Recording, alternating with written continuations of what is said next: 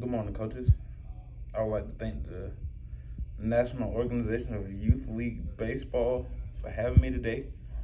Um, my goal here today is to give insight and to help bring about better summer conditioning programs all across the country. Um, my name is Kelvin Kelly. I'm from Roanoke, Alabama. I graduated here at Point University. I served on the football team as a player first and then a student assistant slash coach second. And I got a degree in exercise science, which is why I'm here before you today. One of the questions I want to open with is what are some of the ways you plan your summer camps in the past?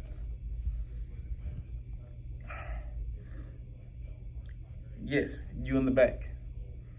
Um, Usually I like to work out at 3 to 4 p.m. when the sun's the hottest.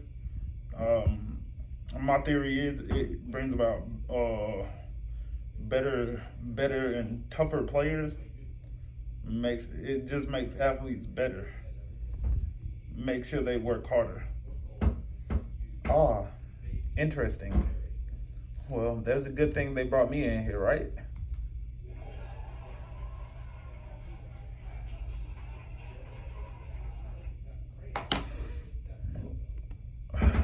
Well, actually, exercising in the heat can be dangerous if not taking the proper procedures and just overall in general. Uh, the body lets off its own internal heat of approximately 98.5 degrees Fahrenheit. Um, so, with added heat from the environment, this could be very detrimental when it comes to body, like the body overheating, and humidity just makes everything worse. Um, and one another thing we have to look out for, not hypothermia, but hyperthermia, which is overheating of the body.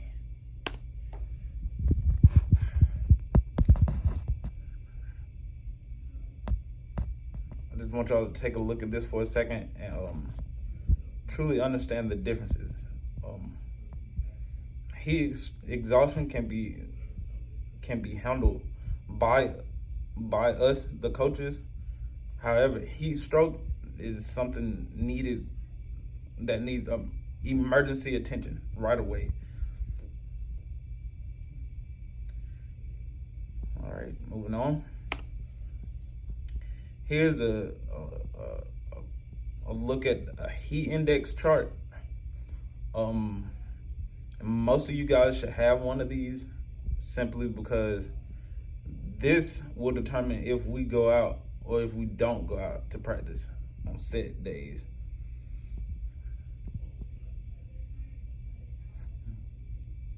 Depending on where you are in the country, humidity will serve as a big factor into whether practicing outside is adequate for the day or we should just stay inside and probably work on the cages or something like. Moving forward, uh, when working in throughout this summer, try to avoid training around 3 to 4 p.m. It's usually the hottest part of the day, and not only is it miserable, but it's dangerous. It's dangerous to be working out in that such high heat environment. Work to and if you get to the if you do get to go outside and we're right under that risk level, try to work to avoid warming up or at least warming up so much. Uh,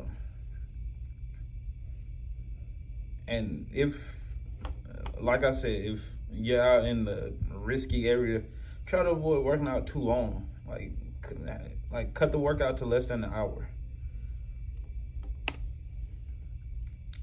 Things you should consider doing are like, try to get out there early.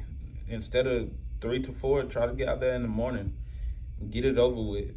Maybe you'll have time to do other things throughout the day. Have cold tubs on standby. This is back to the heat exhaustion thing. Like, just have it on standby, so if God forbid anything happens, you can just go put the player right in the cold tub and everything will be fine. Always have ready water and beverages that are high in electrolytes.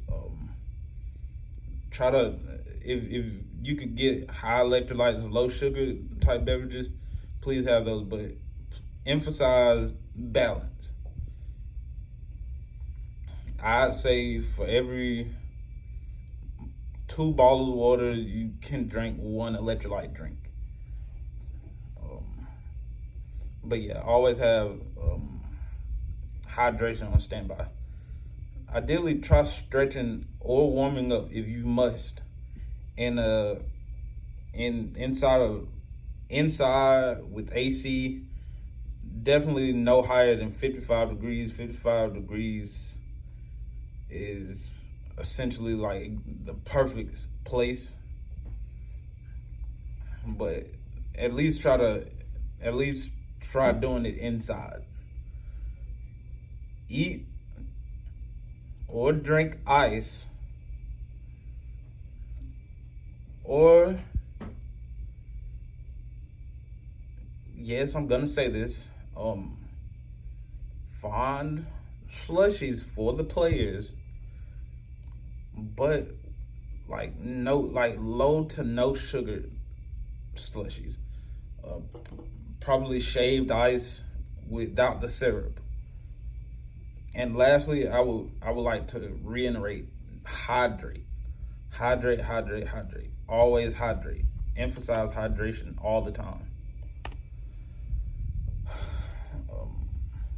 And again, just remember, like, when the heat is on, be alert for signs of heat exhaustion. Just be on alert as coaches. Understand the symptoms. Like, if a player is exhausted from the heat, don't keep pushing them. Like, I know it's a fine line, but in risky heat environments, just take your player's word for it. Make sure they drink water. Always be close to cool places they can reach. Wear loose clothing. Lie down with your feet raised and elevated. Keep a fan nearby.